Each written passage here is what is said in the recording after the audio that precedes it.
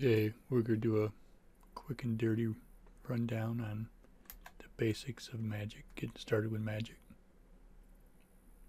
Again, this isn't one of my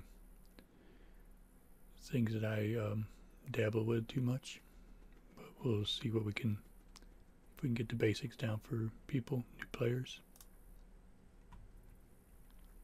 First off, you'll need a spell book and some reagents and some skills to get you started. Start right here with magic schools,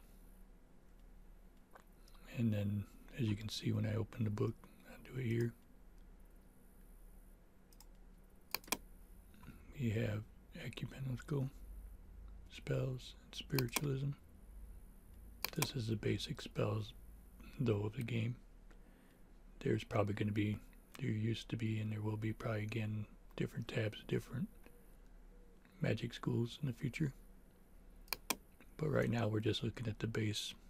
This basic gives you heals and a few damages and some protections and stuff like that. So that's this one here.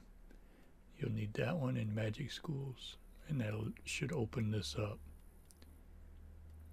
That's all you should need to be able to get these spells. But then, as you can see, some take so much mana, and I thought they had a, might be just based on mana. Heal, mana, speed, skill range. So you need to have the skill at least so high to be able to effectively use this one. Different ones have different amounts. Also, you note that when you mouse over it, it'll tell you what the reagents are required for that spell as well. It's kind of a hassle, not a hassle, but these middle ones, if you don't know what something is, you really can't go mouse over it, because by the time you pull off, you have to hit another one. But you can just see that those two are needed there, and find another spell that has the same thing and then look at it. See, so that's cuprum that you need for this one. You know, you can't really get them, well, I did there kind of at the angle, didn't I? To get there. That one's so common everywhere. You can see the Galmine. So really those are the only tricky ones.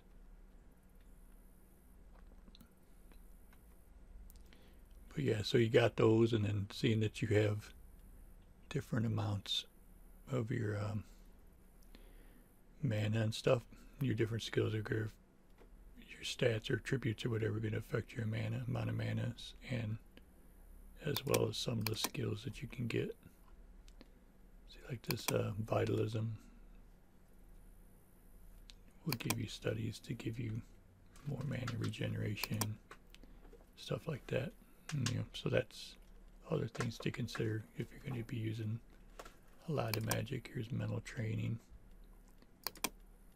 mana costs, chance to be interrupted, more effective spells. See, even though I don't have this stuff, this is, if you were a mage, you'd want to look into these skills as well.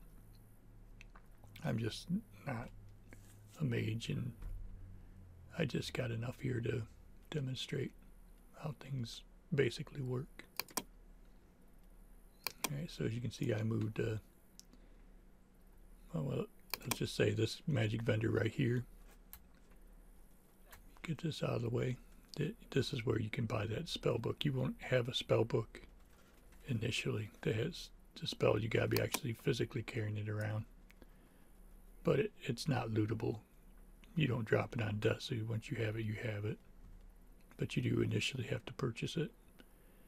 And I believe, at least in the other game, there was other types of spell books you could get too. I don't know if they're just fancy or whatever reason, but there was other spells you could get, books you could get as well. But you get it here, and you also notice that the reagents that were being required, quite a few of them anyway, can be purchased from this vendor as well. See, so I currently have some water and Calmine.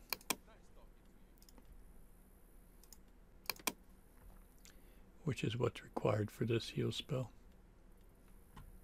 Alright, so I've put it, that icon for that spell here in my hotbar. And now I can push Shift 1 and it won't cast the spell, or actually directly cast the spell. It basically, it's like it's charging the spell. Now I've got a little damage on me. See, my health isn't totally full, just so I can demonstrate this. But so first we'll push Shift 1 and we charge that spell. Now it's just ready. It's ready to be used. If you don't use it within a certain time, it'll fizzle. Now I could target a person to heal or a pet or something, but I have to push, I think it's E, to target myself. See, and if you noticed, my health went up. You see the little glow, and that's basically casting. You'll have to charge your spell and be ready to cast, and then do a second action to actually cast it. And somebody else could hit you with maybe another spell or arrow or sword or whatever, and it'll cancel. It'll interrupt your spell. So you gotta charge it or whatever, get it ready, and then shoot it. And you gotta do it within time, a certain amount of time, and before someone interrupts you. But yeah, that's about all I got on that. Hope it helps.